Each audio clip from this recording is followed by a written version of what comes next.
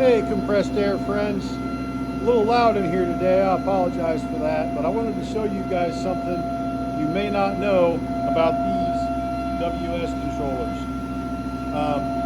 You can actually remotely monitor these controllers, and you can even make changes to the operating system via a PC connected anywhere in the plant, so long as you are properly connected and set up on the WS controller. So, first thing you're going to need is a laptop, and you're going to need admin access to this laptop, so whatever you got to do through your organization, you get that. What we're going to do here is, I've already done this, so it's going to walk me right to it, but we're going to look for the control panel. We're going to look for network and internet, and then we're going to go to our networking and sharing center. Then we're going to come over here to change adapter settings, and whatever Ethernet adapter you are currently plugged into is the one you want to modify. And as you can see, I'm already hooked up and everything. So what I'm going to do is we're going to watch all these up here, and I'm just going to unplug my Ethernet cable from my computer, and we'll see that Ethernet 2 just died. Plug it back in, he comes back to life. Alright, so this is the adapter I'm currently using. So all I'm going to do is I'm going to scroll over here, and I'm going to right click, and I'm going to go properties, and I've got all other protocols disabled on this. You don't really have to do that. I just do because it makes it easier on some other applications. It's not going to affect this thing one bit. But we're going to go right here, this IP version 4, and again we're just going to hit properties.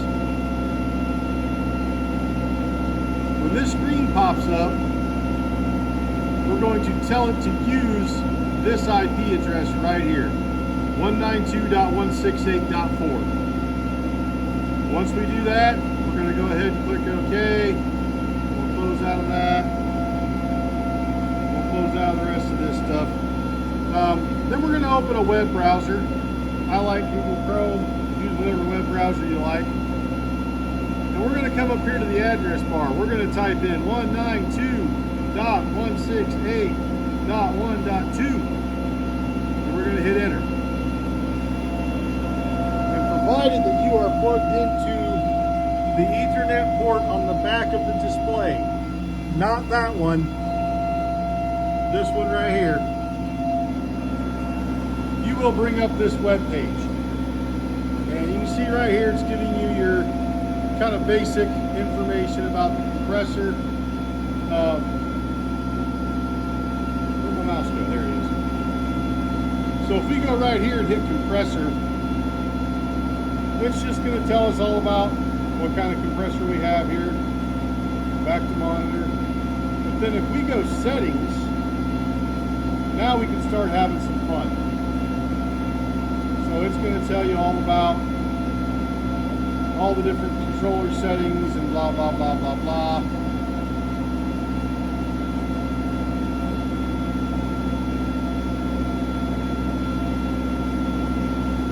Then right here, under controller settings, if we click right here where it says revise,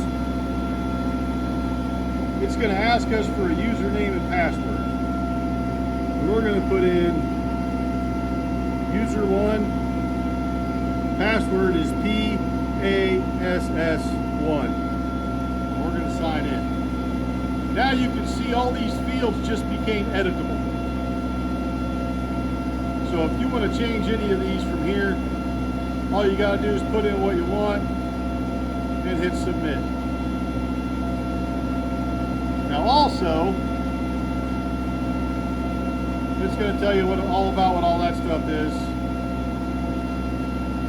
So now if we go back to this page, to our controller settings page, and we can come down here to communication settings, and we can also hit revise. And now now all these settings become editable. This is so if you have multiple of these controllers, or even multiple of any controllers in a network, and you want to put them through a router or put them onto a DCS, put them onto a SCADA system, anything like that, you can go in and change your IP addresses and all that kind of stuff to make them match those systems and your systems and see them and manipulate them and talk to them. So, this is just, I think, a pretty cool and a little used function of these controllers. If you have the STS controller, it works basically the same way. And yeah, so there you have it, friends. Cool little tip for the day. Unfortunately, this does not let you reset the service hour, the service timers from here. But all you really need for that is if you don't have the WSPC software, all you really need for that is an Ethernet conversion cable for your iPhone and the iFix compressors app, and you can do it from there. And maybe one of these days I'll make a video about that. But for right now, I'm talking about this right here. So, see ya.